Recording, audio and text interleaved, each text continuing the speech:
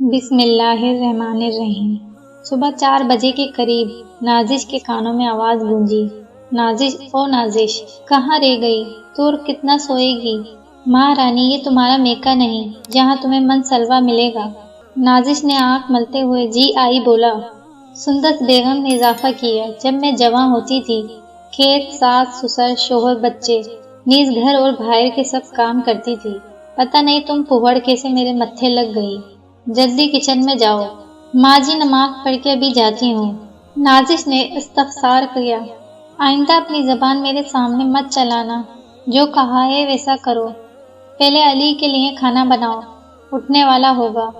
یہ کہتے ہی سندس بیگم نے نازش کو ایک لسٹ تھما دی اور کہا یہ سب بنانا ہے اور 2 گھنٹے میں بن جائے، اور ہاں میں نے نوکرانی کی پکی چھٹی کرا دی ہے، اب سے سب کام تم سنبھالو گی۔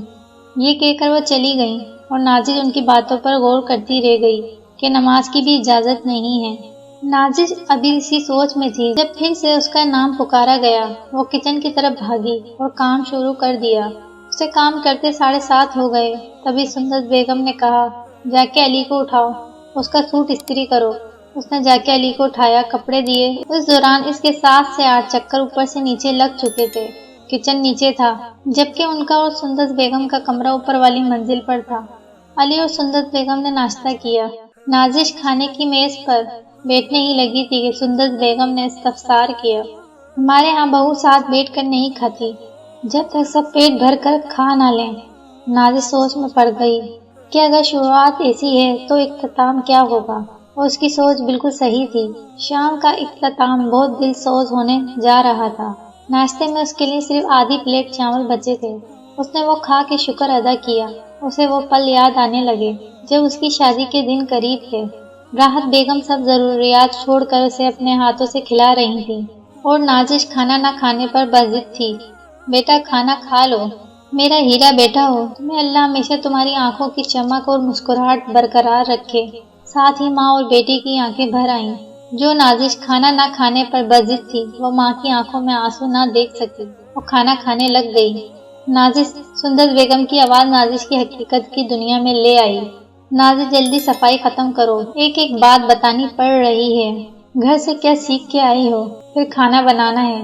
نازش اپنے آنسو چھپاتے ہوئے بمشکل جی ماں جی کہہ پائی۔ گھر کافی بڑا تھا۔ صفائی پورے ہوتے ہی دوپہر کا کھانا بنایا، سندس بیگم کو پروسا۔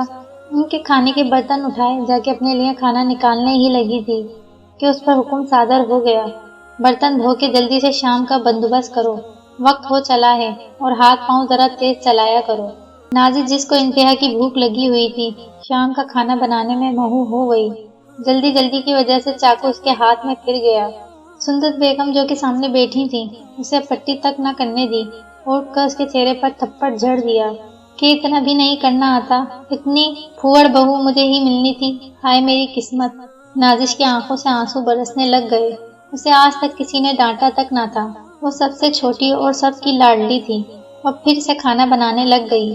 جب علی آیا، کھانا کھلایا، سب صبح جیسے ہی ہوا، بس فرق صرف اتنا تھا کہ ابھی نازش کے لیے ایک پلیٹ نکل آئی تھی۔ وہ جو گھر میں نازو پلی تھی، آنکھوں میں حسین خواب سنجوئے، وہ اس گھر کی زینت بنی تھی۔ راحت بیگم جو اس کے ایک زخم پر 1000 آنسو بہاتی، مرہم لگاتی تھیں۔ نازش کو راحت بیگم کے الفاظ یاد آنے لگ گئے کہ میرا پیارا بیٹا ہو، تم سسرال والوں کو شکایت کا موقع نہ دینا، بیٹا ساس کو ساس نہیں ماں سمجھنا، وہ بھی پھر تمہیں بیٹی سمجھ لے گی۔ رات کو 9 بجے کی چائے کے بعد وہ اپنی ساس کے پاؤں دبانے لگ گئی۔ 10 بجے کے قریب سندس بیگم کو نیند نے آ گھیرا۔ نازش برتن دھو کر اپنے کمرے میں داخل ہوئی۔ علی لیپ ٹاپ پکڑے آفس کا کام کر رہا تھا۔ جی سنیے، نازش نے کہا۔ علی اپنے کام میں مگن اس کی طرف دیکھے بغیر بولا، ہاں بولو۔ نازش نے صبح سے لے کر اب تک کی آپ بیتی سنا دی۔ نازش کو سب سے زیادہ دکھ اس بات کا تھا کہ اسے نماز نہ پڑھنے دی گئی، اور سارا دن کام کے بعد اسے پیٹ بھر کھانا بھی نہ ملا، یہاں تک کہ اسے زخم پر مرہم بھی نہ لگانے دی گئی۔ میں انسان ہوں، مجھے کہا گیا تھا کہ ساس ماں کی طرح ہوتی ہے۔ میں نے ایسی ماں کہیں نہیں دیکھی، نہ سنی، جو بچوں کو اللہ کی راہ سے روکے، انہیں بھوکا رکھے، ان کے زخم پر مرہم نہ بنے۔ ساتھ اس کی آنکھیں اشک بار ہو گئیں۔ میری ماں نے بھی یہ سب کچھ برداشت کیا ہوا ہے، جب وہ کر سکتی ہیں تو تم کیوں نہیں؟ کیا وہ انسان نہیں تھی؟ علی نے کہا، تمہیں ویسے ہی رہنا پڑے گا جسے میری امی جان کہیں گی۔ علی نے ایک اور انکشاف کیا۔ یہ سب باتیں دروازے کے پاس کھڑی سندس بیگم سن رہی تھی۔ وہ اندر داخل ہوئیں۔ نازش کے رونگٹے کھڑے ہو گئے کہ اب نہ جانے کیا ہوگا۔ سندس بیگم دھیمے دھیمے قدموں سے اس کی طرف بڑھنے لگیں۔ باہر بارش کا موسم تھا۔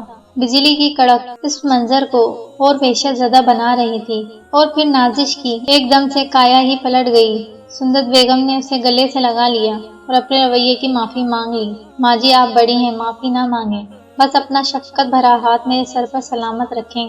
میں ڈر گئی تھی بیٹا، اب تک کے سب رشتوں نے مجھ پر چڑھائی کی، بس مجھے ڈر تھا کہ تم اور میرا بیٹا بھی ایسا نہ کر دو، اس لیے دبا کے رکھ رہی تھی۔ آخر میں بھی تو انسان ہی ہوں، مجھے بھی اپنے رشتوں سے پیار چاہیے۔ شکر اللہ تعالیٰ کا کہ میری آنکھ کھل گئی اور میں پانی پینے جا ہی رہی تھی کہ تم دونوں کی آوازیں کانوں میں پڑ گئیں۔ علی اور نازش سندس بیگم کے گلے جا لگے۔ ماں جی ہم آپ کو شکایت کا موقع نہیں دیں گے۔ دونوں نے یک زبان ہو کے استفسار کیا اور سب مسکرانے لگے۔ سب انسان ہی ہوتے ہیں، انسان کو برا وقت اور حالات بناتے ہیں، اور برے حالات میں بہتر رہنا ایک اچھے انسان کی نشانی ہے۔ ویڈیو اچھی لگی ہے تو لائک کریں۔ مزید اچھی ویڈیو اور سٹوری سننے کے لیے ہمارے چینل کو لازمی سبسکرائب کریں۔